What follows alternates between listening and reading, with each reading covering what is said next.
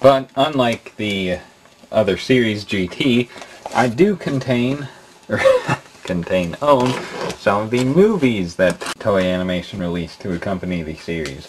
Some of them, not all of them, but back when I was interested in these movies, I really only wanted a few of them. Not a few, but just some. There were some that I didn't care for, and I may get them later. Let's look at them. The History of Trunks and Bardock, the Father of Goku. These technically aren't movies, but rather OVAs. And OVAs are original versions of anime, which, unlike movies or episodes, which are released in theaters and on TV respectively, OVAs are first released on DVD, or video, whatever, which is not too common, and that's, OVA, and that's what these two features are. The rest are movies, but these are the two OVAs. History of Trunks and Father of Bardock, they both do contain elements from the series, unlike the movies, which just kind of add plots and change things. No, these actually further explain some details of the series that didn't need to be explained. Watching both of these they're done well, but just something about, like, maybe they're too short in my opinion. I don't know, I just feel like they tried to put emphasis on detail, yet there wasn't a whole lot of detail, which there can be. I mean, both of these are only 40 minutes each, if even that. I don't remember. I remember them being much shorter than the movies. I always used to like Bardock better than History of Trunks, yet rewatching this when I got it, I think Trunks is better. It's just ultimately more emotional and more satisfying. Because with Bardock, what happens is Bardock, who is the main character Goku's father, he tries to defeat Frieza and fails. And that's pretty much what happens. There's some other things included, but ultimately that's what happens. It's like 40 minutes of Bardock trying to defeat Frieza, and he doesn't, and dies. As for Trunks, Trunks tries to defeat some androids that were introduced in Season 5, yet he doesn't. Only difference with Bardock is that he doesn't die, and we get to see like what happens after he doesn't die when he's introduced in the other series. And it's, yeah, I gotta say, I like History of Trunks better now. Here we got the first two actual movies, Dead Zone and The World's Strongest. Let's look at the first one, Dead Zone. The main enemy in this is a little green thing in the vein of Pilaf named Garlic Jr. Unlike Dragon Ball, they pretty much create a whole new plot for this. They didn't rehash anything, which I imagine at the time would have just blew people's minds, because the improvement of this movie has over the first three Dragon Ball movies is just astonishing. I can rewatch this so many times because it's just awesome, standalone or watching with the series. The World's Strongest, the second one, it's about this, I don't know, android thing that tries to take over the world by using Goku, who is the strongest in the world. Not as good as Dead Zone by any stretch, in my opinion, but still worth owning because it's got Dead Zone on it.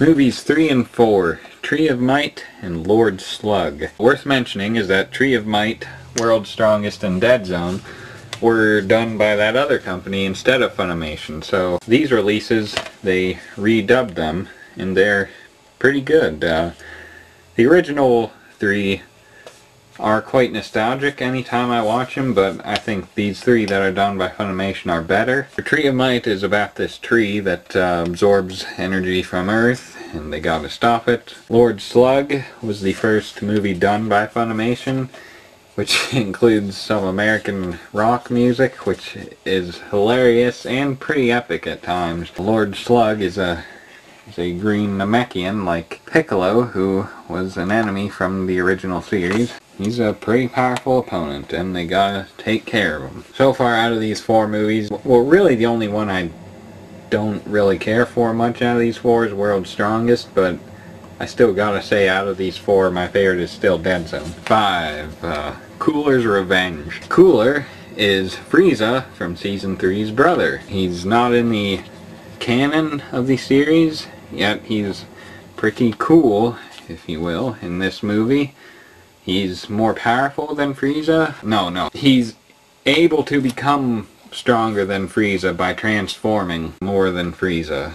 If you don't know about the series, you won't understand what I'm saying, but pretty much Cooler is a bigger threat than Frieza, and they gotta somehow defeat him. I don't really care for this one much, or the next one called Cooler Returns.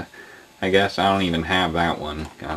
I dislike it that much. Now this one, Super Android 13 and BoJack. In between these, there's actually another movie, but I'll introduce that next. Super Android 13, I remember being notorious at the time for being the first time in Dragon Ball Z, the American version, that I remember someone swearing. I remember my friends telling me about it at the time, and I didn't believe it, so I saw the movie for myself, and I was just like, whoa, dude. This is awesome now. As for the plot itself, it's just basically more androids come and they gotta stop them. It's pretty good, but not really anything special.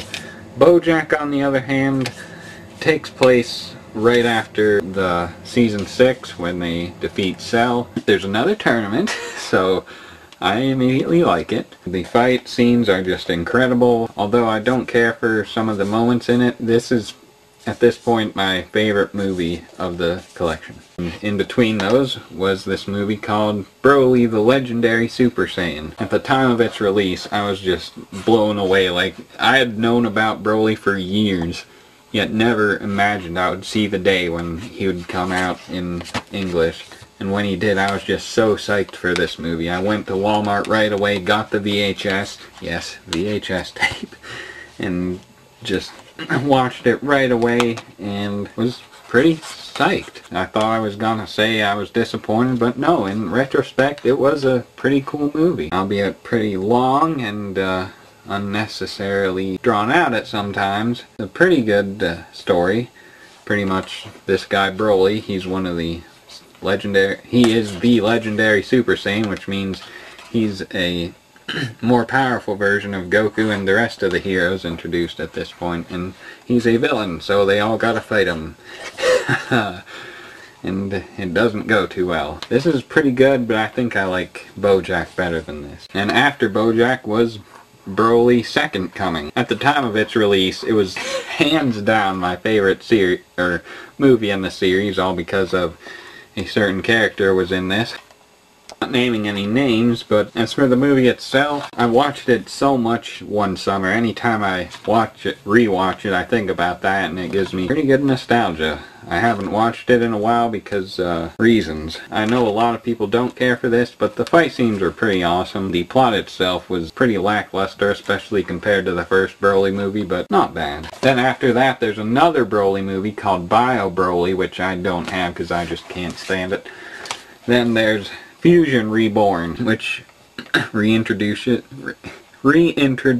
Fusion from the last season. The two main heroes fuse to create this hero. When I got it, I didn't know what to expect, yet after watching it enough times, it's definitely grown on me. There are things I like about it and things I just don't understand or don't like, I guess. There's some times when animation gets all really weird looking, like the outlines become like 3 inches long. The times when this movie does it right just outshine those bad moments. Overall, pretty awesome. And the final one, released in America at least, is Wrath of the Dragon. This is probably my favorite movie, just because it's like the end of the series in the final movie. There's actually a lot to compare it to Zelda.